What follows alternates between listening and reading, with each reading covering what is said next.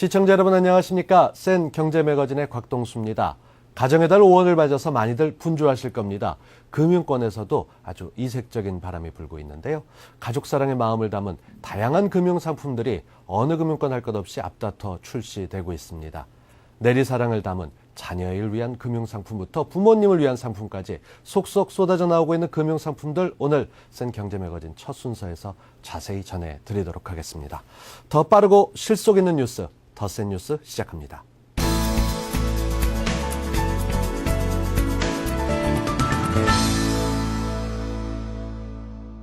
네, 가정의 달 맞춤 금융 상품들 관심이 갈 수밖에 없는데요. 어떤 상품들이 있는지, 재테크는 어떻게 할 수 있는지 지금부터 차근차근 살펴보도록 하겠습니다. 서울경제신문 금융부의 김영필 기자와 함께합니다. 어서 오십시오. 네, 안녕하세요. 네, 요즘 금융시장에 모처럼 좀 따뜻한 분위기가 느껴지고 있습니다. 그러면서 볼 때 가정의 달을 맞은 이색 행보도 두드러질 수밖에 없는데 이 분위기 좀 전해주십시오. 네, 5월은 어린이날, 어버이날, 스승의 날, 성년의 날, 부부의 날들 각종 기념일이 많은데요.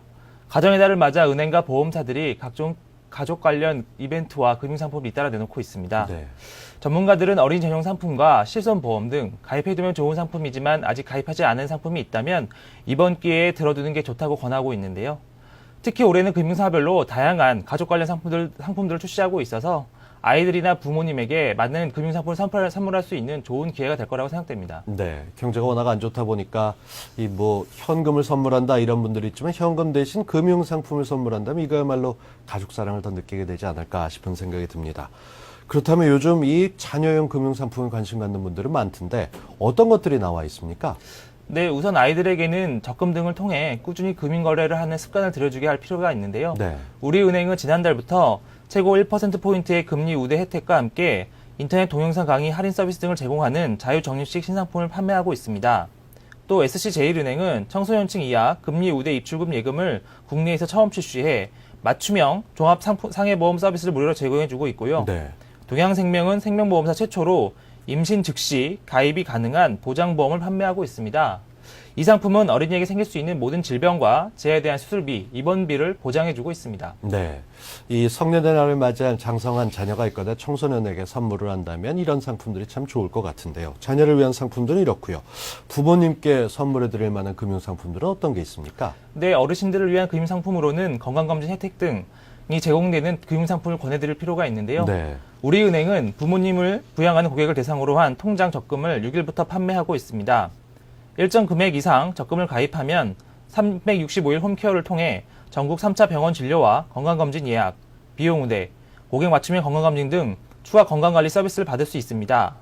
국민은행은 또 폐갑, 칠순이나 은퇴 이후 퇴직금 예치 시 우대금리를 지급하는 정기예금을 판매하고 있습니다. 네, 이 제일금융권이 이렇게 선보였던 상품들 보면은 건강관리부터 우대금리까지 얘기하지만 어르신들은 요즘 들어서 생명보험사들의 상품들에 관심이 또 많으신 것 같더라고요. 이쪽도 상품이 제법 많이 나와 있죠? 네, 맞습니다. 생보사에서 판매하는 실버보험 상품은 대부분 치매 등 각종 노인성 질환을 보장해주는 경우가 많은데요.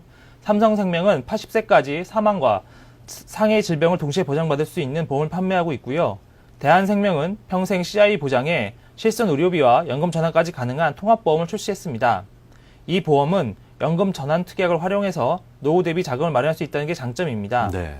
삼성화재는 암이나 뇌출혈, 급성 심근경색증 등 노년기에 자주 발생하는 질병과 통원 의료비, 장제비를 보장해준 상품을 내놓고 있습니다. 네, 제일금융권, 생명보험에 손해보험까지 거의 모든 금융권이 다양한 상품들을 내놓고 있는데 실제 이 상품들을 사용하는 선택하신 고객들, 소비자들은 어떤 반응을 보이고 있습니까? 네, 최근 조사에 따르면 경제가 어려울수록 보험에 가입하려는 사람들이 늘어난다고 하는데요. 아이들 전용 상품과 실버 전용 상품은 꾸준히 가입자가 늘어나고 있는 상황입니다. 특히 실버 상품은 자녀들이 효도 선물로 대신 가입해드리는 경우가 늘어나고 있는데요. 은행들 입장에서는 어린이 상품을 통해 미래의 고객을 확보할 수 있어서 좋은 측면이 있고요. 마찬가지로 실버 상품도 최근 평균 수명이 늘어나면서 가입하는 고객이 크게 늘어나는 추세입니다. 현장의 분위기를 직접 한번 들어보시겠습니다. 작년 말에 주가가 많이 하락을 해서 펀드보다는 적금으로 불입을 하려는 수요가 많아졌다는 점과 자녀의 목돈 마련을 설계할 수 있다는 점에서 부모들이 매우 관심을 가지고 있습니다. 어린이 보험과 적금에 대해서 반응이 더 있는데요. 우선 어린이날 용돈을 받은 자금으로 해서 운용하려는 니즈가 있었던 것 같고요. 그리고 치아보험은 그동안 인기가 있어 왔었는데요. 없었던 상품이 새로 나온 것도 있고 또 치아에 대한 그 국민들의 의식 수준도 많이 높아진 것 같아서 그쪽 부분에 호응이 많은 것 같습니다. 네, 저도 사실 이 가정의 달을 맞아서 부모님을 위한 실버 상품 뭐 하나 가입해보고 싶은 생각이 드는데 걱정이 되는 게 있습니다. 분명히 이렇게 어떤 금융기관에서 오랫동안 기획하고 여러 가지 심혈을 기울인 상품이 나오면 안 그런 곳들은 구색 맞추는 걸로 이름만 바꿔서 내놓는 게 있지 않나. 그야말로 알짜배기, 옥석 가리기가 필요할 것 같은데 이 알짜 가려놓는 방법 어떤 게 있을까요? 네, 어린이 펀드의 경우 적금과 펀드 가입 시 세제 혜택 부분을 꼼꼼히 따져볼 필요가 있고요. 네. 실버 상품의 경우 특히 보험 가입 때 주의해야 합니다. 최근 홈쇼핑 등을 통해 광고가 많이 되고 있는 이른바 묻지도 따지지 않는 보험들은 실제로 사망보험금을 주는 나이가 제한돼 있고요. 고객이 보험금을 받을 확률 등을 감안했을 때 보험료가 적정 수준보다 2배에서 3배나 비싼 경우가 허다합니다. 예. 따라서 보장 내용을 잘 확인할 필요가 있습니다. 특히 실버 보험의 경우 보장받을 수 있는 나이와 보장 금액, 약관 등을 철저히 그리고 꼼꼼하게 따져보실 필요가 있습니다. 네. 특히나 부모님을 대신해서 가입을 하려는 금융상품의 경우에는 꼭 필요한 신분 입증 서류들이 필요합니다. 주민등록등본 같은 게 있는데 괜히 그 가입하면서 정보 없어서 다시 여러 번 다니지 마시고요. 미리 준비하시게 필요하겠습니다. 자, 이 5월을 맞아서 특수한 상황을 이끌고 가고 있다. 금융시장에 이렇게 따뜻한 가족사랑의 열풍이 불고 있는데 이게 과연 장을 계속 이렇게 훈훈하게 끌고 갈 수 있을지 아니면 반짝 특수로 사라지는 건지 어떻게들 보고 있습니까? 네, 작년부터 전 세계적으로 돈이 너무 많이 풀려서 지금은 인플레이션에 대한 우려가 많이 높아지고 있는 상황인데요. 따라서 단순히 예적금을 통한 재테크로서는 높은 수익률을 올릴 수 없을 것이라는 전망이 많이 나오고 있습니다. 그러므로 상황에 따라서 분할 매수 등을 통해 주식을 직접 구입하거나 ELS나 ELD를 가입하는 것이 좋은 재테크 전략이 될 수 있을 듯한데요. 지금도 국내 경기가 회복되느냐 아니면 당분간 침체기를 계속 더 겪어야 하느냐에 대한 논란이 많은 만큼 투자 전에 신중한 판단이 필요할 것으로 보입니다. 네. 어린이날, 어버이날 뭐 이런 특별한 날 지나갔다고 선물하기 머쓱하다 이러실 필요 없습니다. 가정의 달 5월 아니겠습니까? 이 가족 사랑을 만끽하면서 혜택도 더 받을 수 있다면 어떤 상품들이 있는지 늦었더라도 꼼꼼하게 살펴보실 필요가 있겠습니다. 뭐 시기가 시기이니만큼 투자하신 상품에는 반드시 여러분 고려하셔야 되는 그런 얘기는 뭐 안 드려도 경제매거진 시청자분들은 다 아실 거라 생각합니다. 자, 5월에 새롭게 나온 금융상품들 정리해 주신 김영필 기자. 오늘 좋은 정보 고맙습니다. 네, 감사합니다. 우리 경제의 반짝이는 흐름을 살펴보는 시간 재테크 플러스입니다. 최근 이 추부 인터넷 포털 사이트 아줌마닷컴의 조사에 의하면 취미나 자기 개발을 목적으로 만들어진 여성 동아리가 무려 350여 개나 된다고 합니다. 자기 개발은 물론이고 부업을 통해서 자신만의 일을 가지려는 주부들이 그만큼 늘고 있다 이런 얘기일 겁니다. 하지만 부업이라고 단순한 부업이 아닙니다. 이 참신한 아이디어에 자신만의 전략점은 기본이라고 하는데요. 오늘 재테크 플러스에서는 남다른 경쟁력으로 승부하고 있는 이 시대의 주부들을 만나봅니다.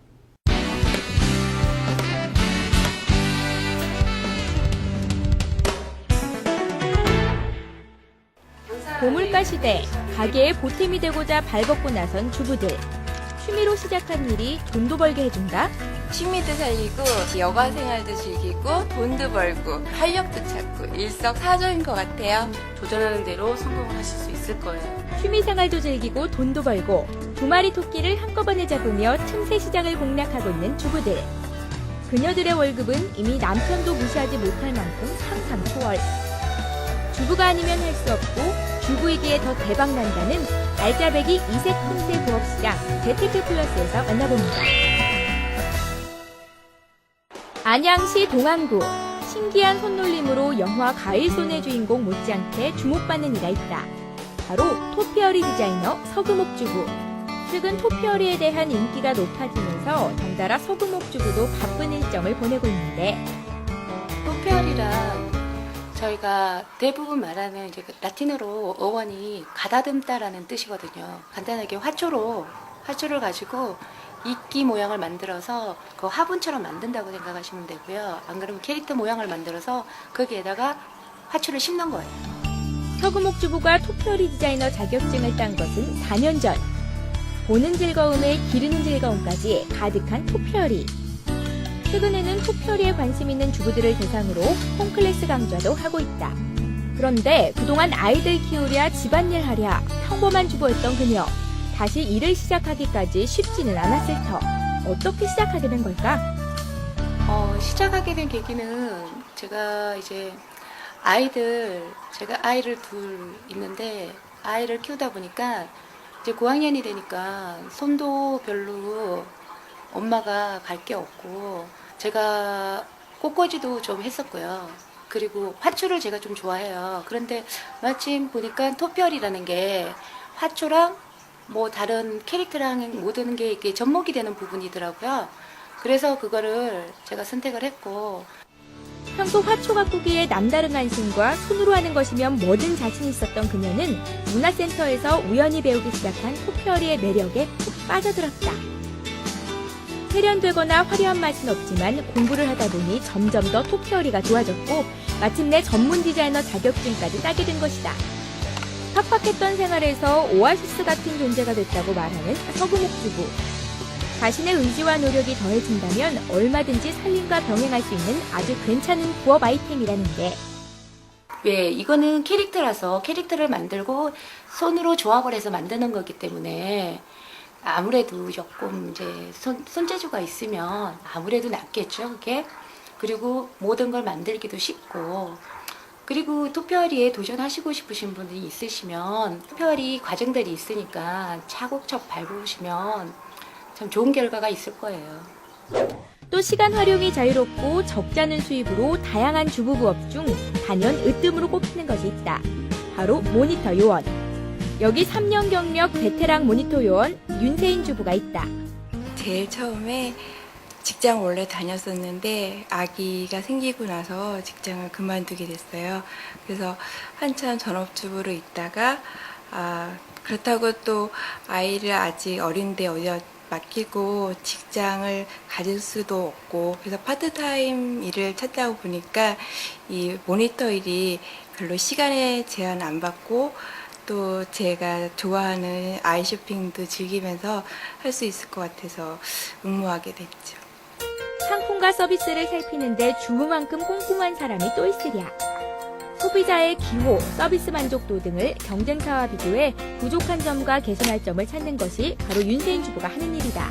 특히 윤세인 주부가 주로 활동하는 백화점 모니터 요원은 업계에서도 고시라고 불릴 만큼 경쟁률이 치열한데 일단 백화점 같은 경우에는 1년에 2번 정도 모집 공고를 내요.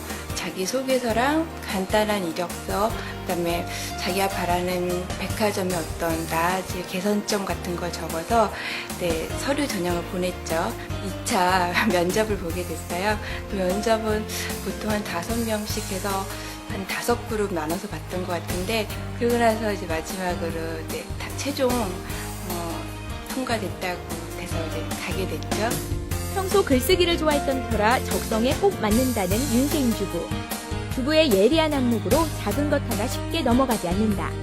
문제점은 디지털 카메라나 휴대폰으로 찍어 사진으로 남기는데 이렇게 모인 자료를 토대로 보고서를 만들고 정기적으로 발표하는 시간도 갖는다. 가장 큰 애로점은 사진 찍는 건데 보통 모니터 요원이라도 비밀로 보안을 유지하면서 사진을 찍어야 되기 때문에 몰래 찍어야 되는 게 가장 힘들었고요. 이벤트가 있을 때마다 투입돼야 되는데 시간상이나 아니면 장소상 막 금방 가기 힘든데 금방 가서 하고 또 오후에는 레포트를 바로 작성해서 내야 되는 조금 강행군이 있기도 해요. 누군가의 엄마로, 누군가의 아내로 살다가 자신의 이름을 되찾은 것이 일을 하며 얻은 가장 큰 기쁨이라는 윤세인 주부. 주부로서 자유로운 시간 활용과 아이와도 함께할 수 있다는 장점이 있지만 그렇다고 만만하게 볼 일은 아니라고 한다. 이런 모니터 업무를 하고 싶은 주부들은 일단 자기의 라이프 스타일, 아이가 어느 정도 컸는지 맡기고 다닐 수 있는지 아니면 데리고 다닐 수 있는지 그런 것도 고려해야 됐고 또 기호나 자기의 취미, 육아라든지 아니면 음식이라든지 아니면 또 다른 거에 관심이 있으면 그거에 맞는 여러 업종의 모니터가 있으니까 그런 걸 자기 소질하고 같이 결부해서 하면 더 좋은 효과가 있을 것 같아요. 가사와 육아를 병행하면서 내 일도 찾고 그야말로 꼭 먹고 알 먹고 일석이조다라고 할 수 있는데요. 수입까지 쏠쏠하다니까 일석삼조라고 해야 되겠습니다. 이렇게 주부로서의 장점을 살린 전문적인 부업은 이 자기 개발은 물론이고 이 전문적인 부업으로서 능력을 확장해 나간다는 점에서 자신의 능력 개발에도 상당히 도움이 된다고 할 수 있을 겁니다. 그렇다면 이 부업을 넘어서 전문 강사의 길로 나선 분들도 있다고 하는데요. 이 멋진 주부들, 전문 강사의 길을 걷고 있는 주부들을 만나보시죠. 집이 곧 직장인 또 다른 부업의 여왕을 찾아간 곳. 그런데 웬 공부산매경? 지금 파치먼트 공예하고 있는 건데요. 파치먼트가 뭔지 궁금하시죠? 파치먼트는 양피지라는 종이 이름이에요. 그래서 양피지 종이는 어떤 거냐면 이집트 시대 때 파피루스 다음에 쓰인 종이가 양피지 종이에요. 양의 내피를 이용해서 만든 종이인데요. 이 종이로 공예를 하는 거고요. 거기 그 종이에다가 바늘로 뚫기도 하고 뒤에서 문질러주면 늘어나는 성질이 있어요. 그래서 볼록볼록 올라와서 엠보싱 효과도 낼 수 있고요. 색깔도 칠할 수 있고 가위 커팅도 하다 보면 굉장히 예쁜 카드도 만들고 부채도 나오기도 하고 액자도 나오고 여러 가지를 만들 수 있는 공예예요. 양피지를 이용해 인테리어 소품을 만드는 파치먼트 공예. 국내에는 잘 알려지지 않아서 듣도 보도 못한 아이템이지만 남보다 일찍 시작해 남다른 경쟁력을 쌓고 있다. 작품당 5,000원에서 많게는 40만 원까지 한 달 수입만 대략 200만 원 정도. 끝에서부터 안쪽까지 이렇게 들어가. 이제는 완제품을 판매하는 부업을 넘어서 강의까지 영역을 넓히고 있는 김주은 주부. 미술의 밑자도 모르는 주부도 쉽게 배울 수 있는 장점이 있다. 너무너무 경지가 이 경지에 오를 정도를 되려면 내가 몇 년을 공부해야 될 것 같은 생각이 드네요. 네, 선생님은 우리가 이제 선생님 들어가기 전에 고 임박해서 요걸 만든다긴 하는데 아직 전에 여기까지 미치려면 한 1년은 넘게 공부를 해야 될 것 같아요. 멋있습니다. 돈 많이 벌어오세요. 다녀올게요. 돈 많이 벌어올게요. 며칠 전 근처 음식점에서 주문한 작품이 완성돼 직접 전달하러 가는 길이다. 네, 감사합니다. 다 완성하셨네요. 네, 어떠세요? 마음에 드세요? 네, 너무 좋아요. 와, 감사합니다. 네. 저희 손님으로 오셨다가 공예하시는 분인 줄 알고 작품을 보고 저희가 주문을 드렸는데 손님들 반응도 좋고 너무 좋을 것 같아요. 좋아하실 것 같아요. 아주 화사하고요. 가게 분위기도 살고요. 고급스러운 느낌으로 생활 전반에 걸쳐 인테리어 소품으로 다양하게 쓰이고 있어 인기 상승 중이다. 주부로서는 거기 어디 가서 일하거나 일해도 대우를 못 받거나 이런 것들이 많은데 이거는 또 자격증에다가 거기 각 회사들 기업체 이런 분들이 자기네만의 특별한 로고라든지 특이한 걸 많이 요즘 원하세요. 그래서 그런 걸 주문받아서 납품을 하다 보면은 저는 그 특이한 걸 해드려서 기쁘고 또 저한테 오는 그 부수입이 있기 때문에 그런 면에서는 아주 좋은 장점이라고 말씀드릴 수가 있겠네요. 부업으로 새 인생을 사는 또 한 명의 주부. 그거에 맞춰서 글씨체나 아니면 색상이나 종이 이런 것들도 또 선택을 하시면 더 효과가 더 클 것 같아요. 홍보에 인테리어 장식까지 개성 만점 손글씨와 창의력 하나로 부업에 성공한 이순아 주부. 예쁜 손글씨 제작 중이고요. 저희 POP 하면 보통 사람들이 잘 모르시는데 구매 시점 광고 포스터를 제작하는 그 수업이에요. 그래서 기초 과정부터 저희가 광고 포스터 제작까지를 하고 있습니다. 그리고 여기 테두리 너무 가늘죠. 초보자들도 쉽게 따라할 수 있도록 되게 쉽게 알려주시는 것 같고요. 이렇게 친근감 있게 이렇게 대해주셔서 더 편안한 분위기로 수업을 할 수 있는 것 같아요. 손글씨 부업은 약간의 손재주와 감각만 있으면 누구나 가능하다. 붙이면 너무 이렇게 통째로 크게 될 것 같아서 약간 떼어서 작업하셔도 될 것 같아요. 우연히 시작했지만 최선을 다해 노력했고 이젠 다른 주부들에게 강의까지 하고 있다. 돈도 돈이지만 일을 하면서 얻는 성취감은 말로 다 표현하기 힘들 정도란다. 다양하게 활용되고 있는 손글씨. 사람 손으로 직접 써서 더 정감 가는 것은 물론 세상에 단 하나밖에 없는 예술작품이다. 처음에는 평면을 배우다가 이거 하시는 거 보고 너무 재밌을 것 같아서 시작을 했거든요. 나중에 선생님처럼 좀 가게 보탬도 되고 또 내 일도 찾고 그렇게 하고 싶어서 배우게 됐어요. 손글씨는 쉽게 배울 수 있는 것은 물론 재료 또한 쉽게 구할 수 있는 것이 장점. 어느 문구점에서나 구입할 수 있는 색상지와 붓, 포스터 물감만 있으면 누구나 멋진 손글씨를 할 수 있다. 또한 손글씨는 광고에만 그치지 않고 그 자체로 하나의 작품이 돼서 활용도가 점점 넓어지고 있다. 저는 원래 이제 좀 전공을 디자인 쪽으로 했다 보니까 좀 좋아하기도 하고 관심이 이쪽으로 많이 있어서 시작을 했는데 다른 분들도 의외로 잘 하시는 분들도 굉장히 많아요. 그래서 누구나 다 도전할 수 있는 일인 것 같아요. 어디론가 급히 가는 이순아 주부. 예, 지금 POP 작업한 거 거래처에 납품하러 가고 있습니다. 안녕하세요. 예, 작업 갖고 왔습니다. 어떻게 마음에 드세요? 하셨어요. 네. 가게가 확 살겠는데요? 되게 밝게 잘하신 것 같아요. 이거 같은 경우에. 네, 그림도 이쁘게 잘 들어갔고. 우선은 컬러나 이런 이미지나 이런 것 때문에 우선 관심을 많이 가지세요. 그래서 보시고 아 이런 물건도 있구나 하고 이제 들어오시죠. 고객이 만족할 때가 가장 기분이 좋다는 이순아 주부. 비록 간단해 보이지만 친근한 손글씨는 앞으로 매장의 얼굴이 돼서 큰 활약을 하게 될 것이다. 네, POP 하면 막연히 어렵다고 생각하시는 분들이 대부분인데 먼저 그러기 전에 한번 도전해 보세요. 그러면 길은 얼마든지 있습니다. 그래서 그 길을 가기 위해서는 시작이 중요하니까 먼저 시작해 보시면 나름 많은 길을 찾아서 도전하는 대로 성공을 하실 수 있을 거예요. 늦었다 생각하지 마시고 지금 도전하시면 좋은 결과가 있으실 겁니다. 아무도 이런 것들이 돈벌이가 될 수 있을 것이라고 생각하지 못했다. 주부들만 힘낼 수 있었던 참신한 아이디어가 제대로 사람들의 마음을 공략했고 틈새 시장으로 자리매김을 톡톡히 했다. 주부들이여 주저하지 말고 나만의 아이디어로 시작하라. 당신도 틈새 시장의 선두주자로 발돋움할 수 있을 것이다.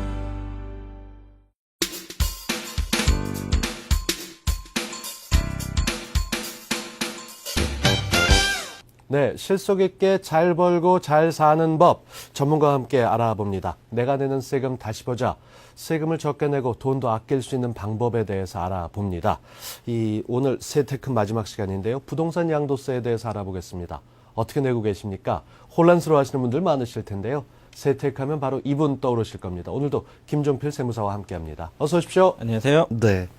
요즘 부동산 양도세 개정 논란과 관련해서 많은 분들이 좀 혼란스러워하고 있습니다. 일단 법안은 어떻게 됐습니까? 예, 4월 30일자로 직권 상정이 돼가지고요. 네. 통과가 됐고요. 그래서 이제 공포만을 갖다가 남겨놓은 상태입니다. 그렇군요. 예. 그러면 더 혼란이 가중될 수밖에 없을 겁니다. 어떤 게 바뀌었는지. 네. 일단 기존의 법망 안에서 네. 이 부동산 양도세를 줄일 수 있는 어떤 특별한 방법들이 있으면 좀 소개를 해 주십시오. 예, 일단은 양도세를 갖다가 이제 줄인다라는 그런 측면은 합법적인 방법을 갖다 생각을 하셔야 되는데요. 그렇죠. 예. 결국 이제 주택에 대한 부분을 갖다 말씀드렸기 때문에 이제 비과세를 갖다가 유도를 갖다 한다든지 이제 세금을 갖다가 예를 들어서 낸다고 하더라도 적게 내는 쪽으로 이제 유도하는 그런 방법을 갖다 이제 강구를 갖다 하셔야 됩니다.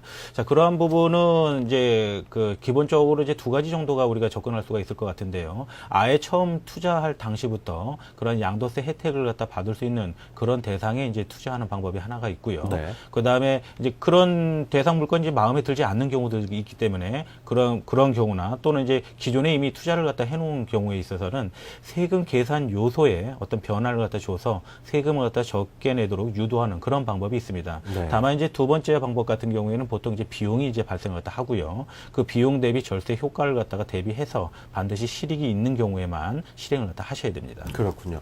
그렇다 그러면 처음부터 아예 제대로 절세 효과를 얻을 수 있는 것들 관심 갖고 지켜보고 그걸 구입하는 게 중요할 텐데요. 그렇죠. 이 시간 놓치지 않고 함께 하신 분들은 잘 알고 계시겠지만 다시 네. 한번 어떤 주택들이 특별한 혜택을 받을 수 있는지 정리를 한번 해보죠. 예, 일단 CG를 갖다 잠깐 보시면서 네. 전체적인 부분 갖다 이제 정리해 놓고 구체적인 말씀 갖다 드리도록 하죠. 그 대상 주택으로는 이제 미분양 주택하고요. 그다음에 이제 재개발 재건축 주택을 갖다가 이제 볼 수가 있는데요. 미분양 주택 같은 경우에 이제 저번 시간에 말씀드렸다시피 지방 미분양 같은 경우에 이제 장기 보유 특별 공제나 세율 측면이 이제 일반 주택보다 유리하게 되어 있었고요. 그다음에 이제 서울을 갖다 제외한 그 지역에 있어서는 이제 양도세 감면 100%나 60%를 갖다 주는 부분이 마련이 되어 있었습니다.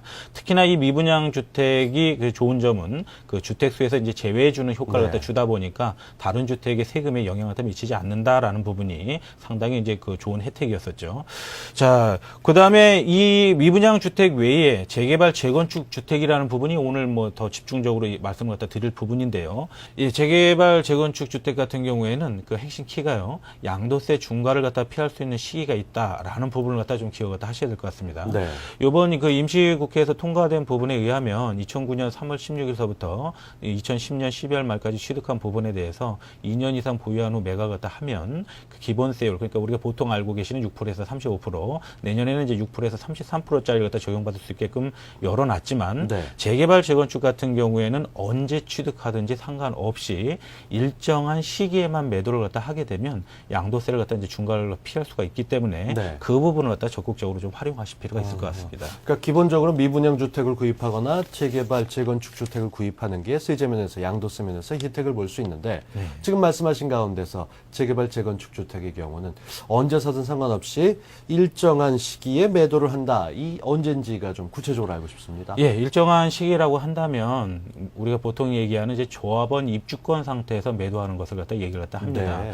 그 재건축이나 재개발 같은 경우에는 이제 관리처분 계획 인가가 떨어지게 되면 그렇죠. 그때서부터 이제 조합원 입주권으로 전환이 되는데요. 이때 매각을 갖다 하게 되면 언제 그 얼마의 그 몇채의 주택을 갖다 갖고 있든지 간에 상관없이 일반 세율을 갖다 적용받을 수 있게 되어 있습니다. 다만 이제 그 조합원 입주권으로 보는 시기에 그렇게 될 수 있기 때문에 언제 매각하든지 그렇게 되는 부분은 아니고 최종 어떤 시한이 있는데요. 그 시한은 이제 주택으로 변환되는 그 시기 하루 전까지가 됩니다. 그 주택으로 보는 다시 주택으로 보는 시기는 우리가 보통 알고 계시는 이제 준공일, 준공 전에 임시 사용 승인이 떨어진 경우에는 임시 사용 승인일. 그렇죠. 그래서 네. 둘 중에 이제 빠른 날 기준으로 해서 그날 하루 전까지를 우리가 이제 입주권 상태로 보기 때문에 그 관리처분 계획인가에서부터 준공일 사이에 매도를 갖다 하셔야지만 이러한 혜택을 볼 수가 있는 것이죠. 다만 이제 그 준공을 떨어뜨리기 전에 조합에서 조합원 명의 변경을 갖다 금지하는 기간이 한 달 정도 그렇죠. 그 설정이 되기 때문에 그 사실상으로 우리가 움직일 수 있는 시기는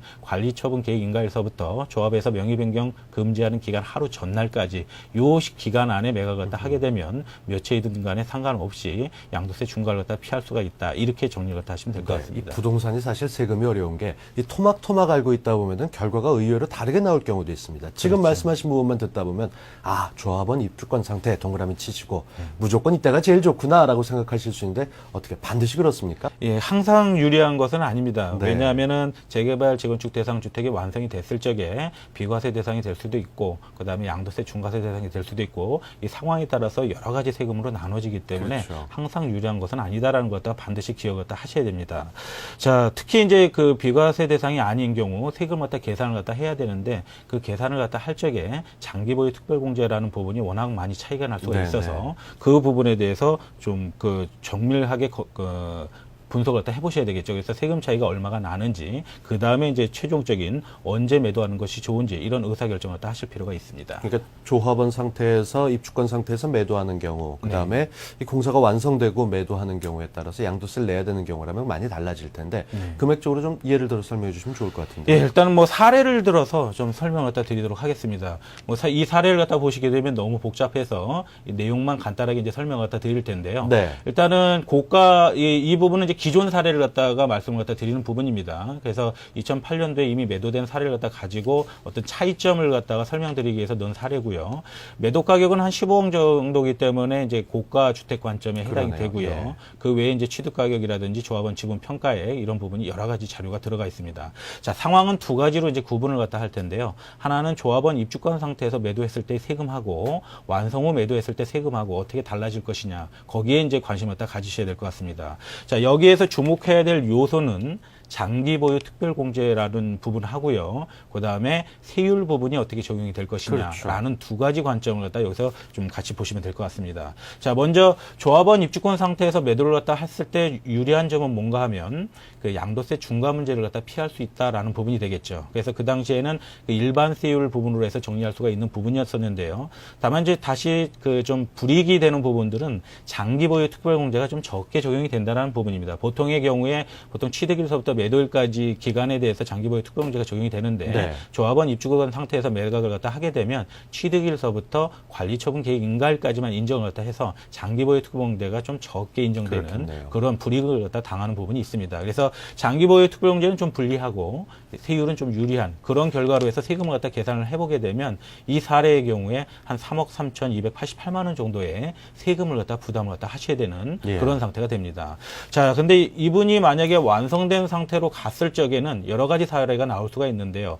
일단은 예를 들어서 2주택 상태가 된 상태에서 일반 세율을 갖다 적용을 갖다 했을 때, 그 다음에 50% 중과 대상이었을 때, 그 다음에 비과세 요건을 갖다 갖춘 고가 주택이었을 때, 비과세 요건을 갖다 갖추진 못했지만 한 주택인 상태였을 예. 때, 이런 상태로 구분을 갖다 해보게 되면 일반 세율을 갖다 적용받는 2주택 상태를 갖다가 그 세금 갖다 계산을 갖다 해보게 되면 한 2억 5,262만 원 정도가 발생했다 하고요. 네.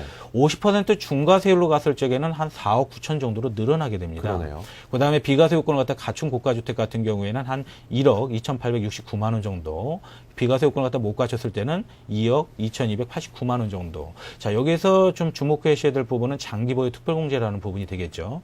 50% 중과 대상은 장기보유 특별공제가 적용되지 않았지만 나머지 대상들은 장기보유 특별공제가 앞선 그 조합원 입주권 상태에서 매도했을 때보다 더 많이 확대돼서 적용이 됐다는 것이죠. 그다음에 세율 측면에서 보게 되면 50% 중과 세율은 기존 조합원 입주권 상태에서 매도했을 때보다 올라간 상태가 됐지만 나머지는 동일한 상태가 됐다는 것입니다. 자, 그러면 결론적으로 정리를 갖다 해보게 되면 장기보유 특별공제는 더 많이 적용이 되면서 세율은 똑같이 적용이 된다라고 하게 되면 당연히 완성된 상태로 들어와서 그러네요. 매도했을 때 세금이 줄어드는 현상이 나타날 것이고, 다만 이제 완성이 됐을 때 50% 중과 대상이다라고 하게 되면 그 조합원 입주권 상태에서 매도했을 때 장기보유 특별공제가 일부라도 적용이 됐었는데 아예 안 되면서 세율이 높은 쪽으로 넘어가다 보니까 세금이 늘어나는 상태가 되겠죠.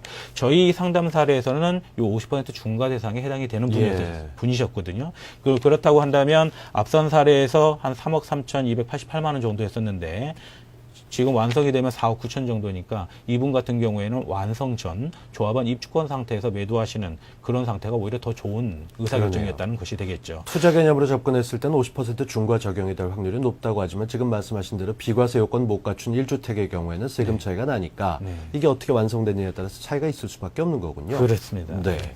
자, 그렇다 그러면 이 세금책에 대해서 세금 계산 변수에 변화를 준다 이런 말씀을 하셨어요. 이게 어떤 방법입니까? 예, 그 부분은 뭐 크게 다른 여러 가지 방법이 있지만 그 중에서 이제 크게 두 가지 정도를 갖다 말씀을 갖다 드릴 텐데요. 네. 하나는 이제 주택을 갖다가 멸실하는 부분을 갖다 한번 생각해 볼 수도 있고요. 아하. 또 하나는 이제 증여의 방법도 한번 생각해 볼 수가 있습니다. 네. 멸실이라고 한다면 무슨 멀쩡한 집을 갖다 이제 그 멸실을 하냐 이제 이런 그렇죠. 말씀을 갖다 하실 수 있는데 그렇기 때문에 멸실 대상 주택은 한정이 됩니다. 예, 이 멸실 대상 주택은 보통 이제 단독 주택이라고 하는 부분, 그다음에 이제 다가구 주택, 겸용 주택 이런 거와 같이 토지 등기와 건물 등기가 별도로 되어 있는 그런 대상 주택을 갖다 얘기를 갖다 하고요. 그다음에 이 대상 주택 자체가 가치가 없는 그런 주택일 때 말씀을 갖다가 드리는 겁니다. 자, 이 주택을 갖다가 멸실을 하게 되면 어떤 효과가 있냐면 주택 수에서 제외되는 효과를 갖다 누릴 수가 있습니다. 그렇겠네요. 그래서 예를 들어서 뭐 2주택을 갖고 계셨던 분이 이 주택이 멸실이 되면 한 주택으로 바뀌는 현상을 갖다 만들어낼 수가 있다는 것이죠. 그러면은 한 주택 비과세를 갖다 활용을 갖다 한다든지 아니면 한 주택에 대한 장기보유 특별공제 확대된 효과를 갖다 누린다든지 유리한 쪽으로 유도할 수가 있는 그런 부분이 있기 때문에 이 멸실이라는 부분을 갖다가 반드시 기억을 갖다 해주셔야 됩니다. 사실 나이가 어느 정도 드신 어르신들 같은 경우는 생활의 편의를 위해서 아파트 같은 공동주택으로 이사하시지만 전에 살고 있었던 일반 주택들을 갖고 계신 경우가 많습니다. 이런 경우에 지금 말씀하셨던 대로 이 나대지 상태로 전환을 해서 하게 되면 세금 차이가 꽤 날 수 있다. 솔깃하게 들으시는 분들 많으실 것 같은데 그러면 멸실 상태의 나대지에 대한 세금은 어떻게 바뀌게 됩니까? 예, 일단은 뭐 사례를 갖다가 좀 들어서 네, 설명을 갖다 네. 드리게 되면은요. 기본적으로 한 10년 정도 전에 한 5억 원 정도의 취득을 갖다 해서 10억 원 정도에 이제 매각하는 그런 정도에 놓고 한번 계산을 갖다 해보도록 하겠습니다. 자, 그러면은 그 비사업용 토지로 완화된 걸 갖다가 가정을 해서 세금 갖다 계산을 했을 적에 양도세가 한 1억 4,300 정도가 발생했다 하고요. 네. 주민세가 거기에 한 10% 정도 그렇죠. 해서 토탈 한 1억 5,800, 38만 5천 원 정도가 발생했다 합니다. 자, 근데 사업용 토지로 해서 매각이 되는 경우다라고 한다면 장기보유 특별공제가 적용이 되겠죠. 지금 5억 차익에 대해서 10년 정도다라고 하게 되면 30% 정도인 1억 5천만 원 정도의 장기보유 특별공제가 인정이 됩니다. 그걸 갖다 빼고 만약에 계산을 갖다 한다라고 한다면 양도세가 한 9,673만 6천 원 정도. 예. 그 다음에 주민세가 거기에 10% 정도. 그래서 그 토탈 합계를 갖다 내보게 되면 한 1억 640만 원 정도의 어허. 세금을 갖다 부담을 갖다 하시면 되는 것이죠. 네. 그래서 비사업용 토지로서 매각이 그 완화가 돼서 매각이 된다고 하더라도 이 장기보유 특별공제 때문에 오히려 사업용 토지로 해서 매각이 되는 것이 훨씬 더 유리하다라는 걸 갖다 보실 수가 있습니다. 네, 말씀을 정리해 보니까 확실하게 이게 수천만 원 양도세, 뭐 주민세 차이가 난다는 걸 알게 되는데 네. 이 사업용 토지로 인쇄되는 게 집을 멸실하고 난 이후 2년 이내라고 말씀하셨죠. 네, 그렇습니다. 그 기간을 해서 따져보면 세금을 줄일 수 있겠다 싶은 생각이 듭니다. 이 네. 기한은 꼭 기억하셔야 됩니다. 그러면 첫 번째 방법으로 멸실 얘기를 들어봤고 두 번째 이 증여 얘기는 저희가 앞 시간에 좀 짚어보긴 했지만 구체적으로 활용하는 예를 좀 들어주시죠. 우리가 그 증여를 갖다 할 적에는 아예 채무를 갖다 승계하지 않고 그냥 전체를 갖다 무상으로 주는 단순 증여라는 방법이 하나가 있고요. 그 다음에 채무를 갖다가 그 증여받는 자녀가 승계하는 조건으로 해서 주는 부담부 증여라는 방식이 있습니다. 이 방식 둘 중에 유리한 쪽을 선택을 갖다 하셔야 되는데 중요한 부분은 현재의 세금뿐만 아니라 앞으로 발생할 비용까지 감안해서 이 어느 것이 유리한지 분석을 갖다 해보고 최종적인 방법을 갖다 결정을 갖다 하셔야 된다는 것입니다. 네. 특히나 그 부담부 증여의 경우에 대출을 갖다가 발생시켜서 증여 금액을 갖다 줄이려고 하는 그런 시도들이 상당히 많은데요. 그렇죠. 예. 특히 이제 자녀들이 경제적 능력이 많이 떨어질 적에 그러한 현상을 갖다 일으키는 경우가 많이 있습니다. 근데 지금 당장에 그 방법으로 했을 적에 지금 당장의 세금은 줄어들지만 앞으로 계속해서 이자를 갖다가 부담을 갖다 해나가야 되고요. 그렇죠.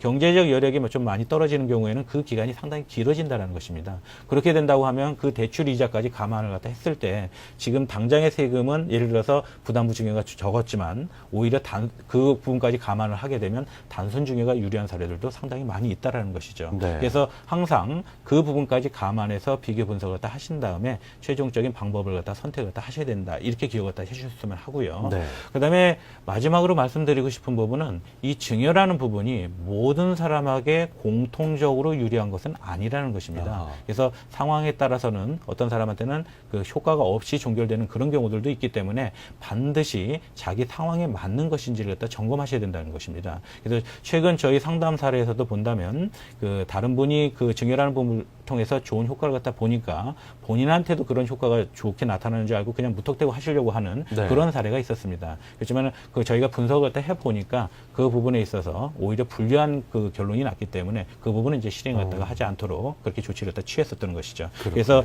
이 모든 사람에게 맞는 건 아니다라는 걸 갖다 반드시 기억을 하시고 자기 상황에 맞춰서 반드시 분석을 갖다 해보신 후에 결정을 갖다가 하시는 것이 가장 바람직한 접근 방법이 될 것 같습니다. 네. 1세대 1주택, 2주택, 3주택부터 오늘 양도세 얘기까지 4회에 걸쳐서 부동산 관련된 세금 알아봤습니다. 이게 자주 사고 파는 게 아니기 때문에 혼란스러울 수밖에 없고 상황에 따라서 금액에 따라서 지역에 따라서 연령에 따라서 다를 수밖에 없습니다. 중요한 건 꼼꼼하게 점검해서 덜 내도 될 세금이 있다면 줄이는 게 세테크 아니겠습니까? 이 세테크의 오늘 기본적인 방법, 이 다양한 사례를 통해서 설명해 주신 4회에 걸쳐 수고해 주신 김종필 세무사 말씀 잘 들었으면 고맙습니다. 네, 감사합니다.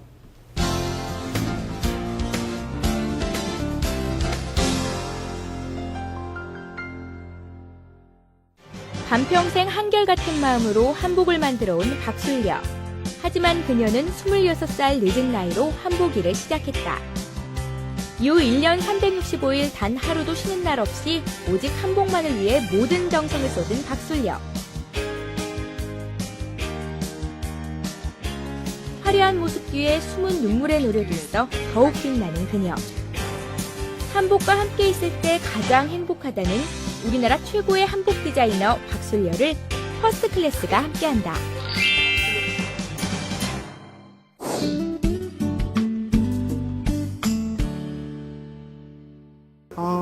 나는 어릴 때요. 지금 이렇게 돌이켜보면 그 어릴 적에 어떻게 그런 생각을 했나 할 정도로 정말 옷을 좋아했고요.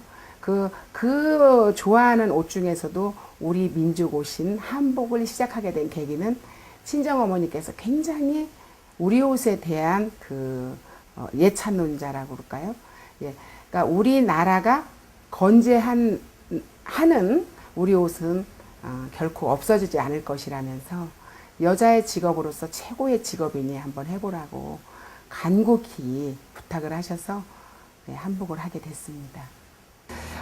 최고의 한복이라고, 그러니까 명품 한복이라는 평을 듣고 있는 거 중에서 제가 느끼는 이유는 제가 바느질을 굉장히 꼼꼼하게 잘하는, 그러니까 한복을 그냥 팔고 마는 그런 거에서 저는 정말 제대로 된 명품 한복이라는 평을 듣는 거에 대한 책임을 다하기 위해서 제 스스로 바느질을 처음부터 끝까지 다 할 줄 아는 것이 아마도 박술려 한복을 참 잘 만들고 명품 한복이라는 평을 듣는 이유 중에 하나가 아닐까라고 저는 굳게 믿고 있습니다.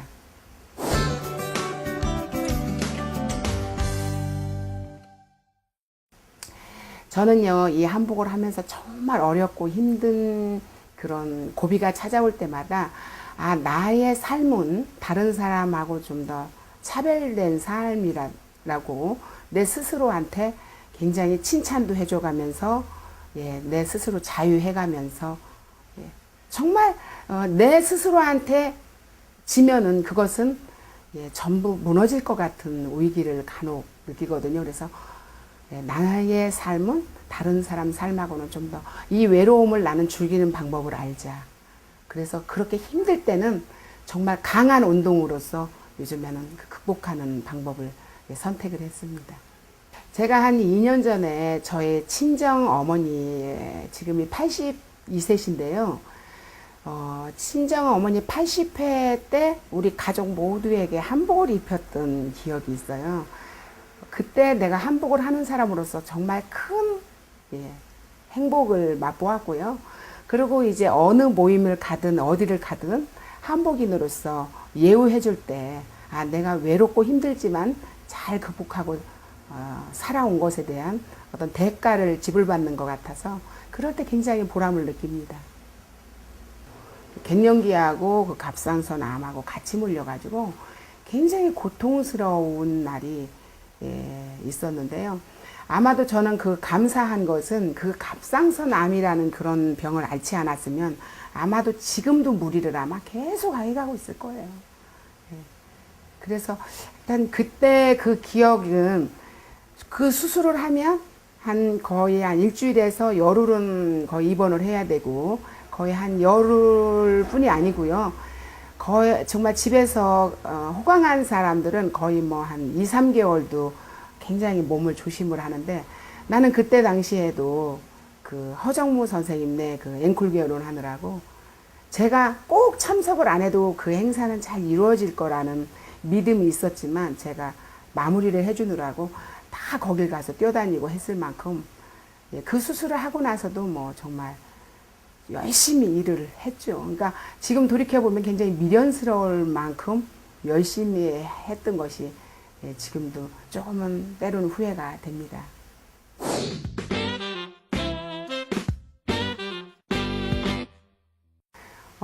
많은 연예인들한테 한복, 그러니까 박술려 한복하면 매 연예인들만 입고 굉장히 화려한 옷으로 많은 사람들이 인지하고 계신데요.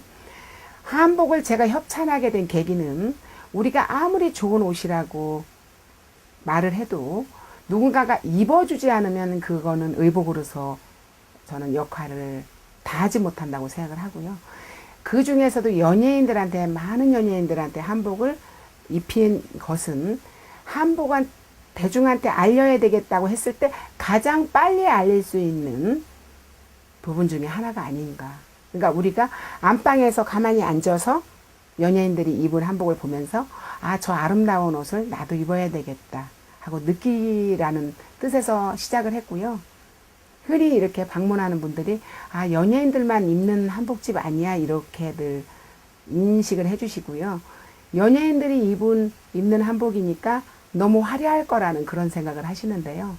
한복은 우선 제가 좋은 날에 입는 옷이니까 화사해야 된다는 그 원칙은 있습니다만은 연예인들이 그렇게 브라운관에서 보여지듯이 저희 집 옷이 얼룩달룩하고 화려한 것만이 아니고요. 그 때와 장소 그리고 프로그램의 성격에 맞게 저희는 옷을 협주를 해왔습니다. 그래서 정말 제가 추구하는 것은 단아하고 아름다운 한복을 입어야지 되고 입혀드려야 된다는 것을 굉장히 아주 강조를 하고 있지요. 저는 남 잘 때 안 작은 것, 남이 정말 여름휴가 시원하게 떠나는 가족여행 한 번을 제대로 못 간 것, 그리고 제가 바느질을 할 수 있는 정말 그냥 적당히 슬렁슬렁 하는 게 아니고 굉장히 꼼꼼하고 지나치기만큼 까다롭게 바느질을 제가 갖고 있는 어떤 실력의 그런 어떤 재능이 저한테 있기 때문에 그 세 가지가 가장 큰 성공의 비결이라고 할 수 있습니다.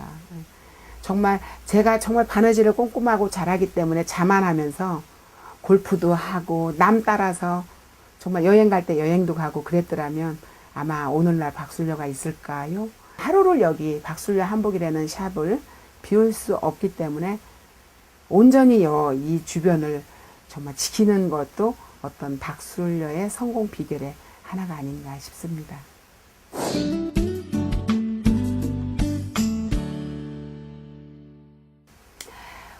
한복을 제가 정말 25년을 정말 일요일 하루 제대로 온전히 쉬지 않고 열심히 해왔는데요. 우리 전통 한복처럼 여유롭고 아름답고 정말 100명, 200명, 1000명이 모여 있어도 한복을 입은 분들이 정말 도드라지는 그런 정말 세계 어느 나라에 내놔도 결코 뒤지지 않는 장점이 많은 옷인데요. 이 장점이 많고 아름답다는 이 옷을 여러분에게 많이 입어라 이렇게 강요할 것이 아니고요. 제가 앞으로 하고자 하는 것은 결혼식에 참석하는 그런 하객들도 정말 이렇게 양장처럼 간단하게 입고 설 수 있는 그런 나들이 한복을 많은 분들에게 만들어서 입혀서 보급할 계획을 제가 앞으로 갖고 있습니다.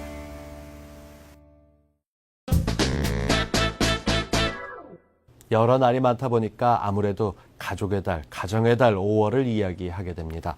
그래서 이 돈 들어갈 일도 많다, 별로 즐겁지는 않다 이렇게 얘기하시는 분들도 있을 정도입니다. 근데 요즘은 화훼시장에서 이런 분위기가 감지되고 있다고 하죠. 매년 이맘때쯤이면 카네이션 도매시장을 놓고 여러 가지 불티가 날 정도로 사람들이 모여든다 이런 소식이 나와야 되는데 이례적인 모습들이 속속 벌어지고 있다고 합니다. 이 극심한 경기 불황으로 경매가 유찰되는 경우도 있다 하는 건데요. 카네이션 몇 송이 사서 선물하는 일도 주저할 정도로 경기가 안 좋다면 이거야말로 진짜 재테크인 우리 이웃들의, 가족들의, 동료들 간의 재테크를 소홀히 하는 거 아닌가 싶은 그런 생각이 듭니다. 자, 우리 삶에 더없이 풍족한 재테크가 무언가 다시 한번 생각해 보시는 시간 되길 바라면서 오늘 준비된 내용 여기까지입니다. 생 경제매거진 다음 주에 뵙겠습니다. 함께해 주신 시청자 여러분 고맙습니다.